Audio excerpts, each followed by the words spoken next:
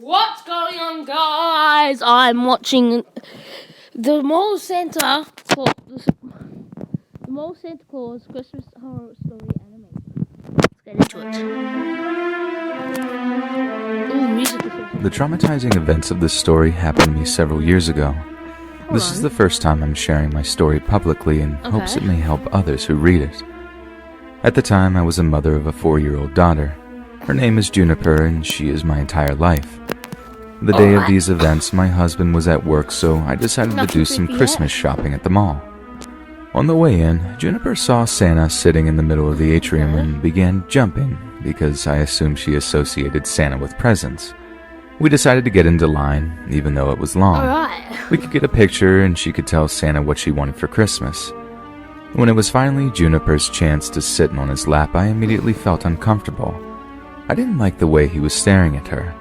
His eyes were big and looked as if though he had been on something. She sat there for a moment and told the man what she wanted as I watched, filled with anxiety. After about 2 minutes, he got her off his lap and winked goodbye to her and said Merry Christmas. Happy this ordeal was over, we did the little bit of shopping we had to do and pressed on through the day. Mom, recording a video. While I was browsing around one of the clothing stores, I looked up and thought I noticed the mall Santa sitting outside of the store we were in. Not taking any chances, I grabbed Juniper and walked out of the other entrance of the store. After a little while longer of shopping, we decided to get some lunch in the food court of the mall. I kept my eyes peeled because I just had Mother's intuition that something wasn't right. We were finishing our food, and literally as we were about to get up, the mall Santa came over to our table. He walked right up to Juniper and said in a jolly Santa-like voice, "Hey there, Juniper. Remember to be good so Santa can come and bring you lots of presents." She was so excited, and so were all the people around me. It's easy to say what you would do in that situation, but I just stood still. I thought freaking out my daughter and rushing her away from Santa would be a traumatizing event, so I grabbed her hand and told her it was time to go. She said goodbye to Santa and we left. That night at home, I told my husband about the entire story. He was angry, but agreed with my course of action. The next day, I woke up at about 8 a.m. My husband was already gone for work for the day. I happened to look outside and saw a strange blue car that I had never noticed parked outside my house. This didn't really bother me considering it could have been anyone, but it was just peculiar.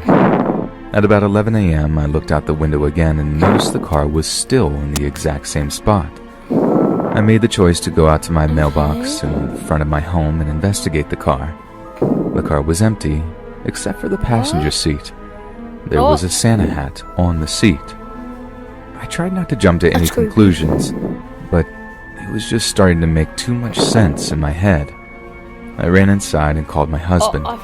He said I was grasping at straws, but decided to come home anyway to make sure I was okay. A couple of minutes later, my worst fear was realized. I looked out the window and saw the man in his car. It was the mall Santa, and he was taking a picture of my house with his cell phone. Once he saw me, he drove away, and he drove away so fast I couldn't get the license plate number. Minutes later, my husband came home and I explained what I saw. We called the authorities, but there really wasn't anything that could be done. I felt angry with myself that I looked at the car all morning and couldn't get a license plate number. My husband stayed home from work the next day just in case. At about noon, we walked around the house and noticed footprints outside of Juniper's window. Footprints in the snow that neither of us left. That night, I couldn't sleep. I felt like I was just waiting for something horrible to happen. My husband, Juniper, and I all decided to have a camp out in the living room so she could be with us all night. Shortly after midnight, my husband and I were alerted to the sound of a car pulling up. It was the mall Santa car from the day before, and he was approaching the house with a giant bag in his hand.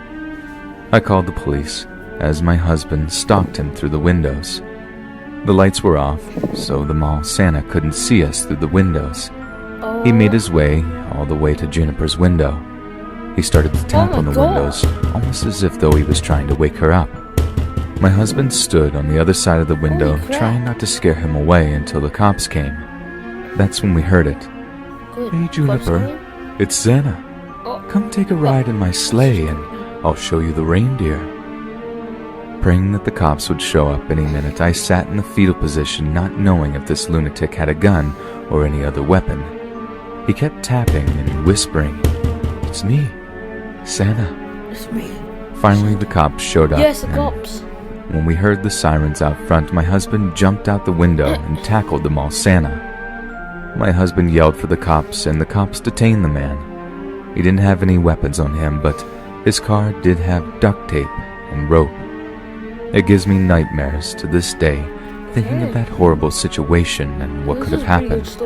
My Christmas miracle is that my family is safe, and my daughter didn't have to really experience any of the intense feelings my husband and I did over those couple of days. Alrighty.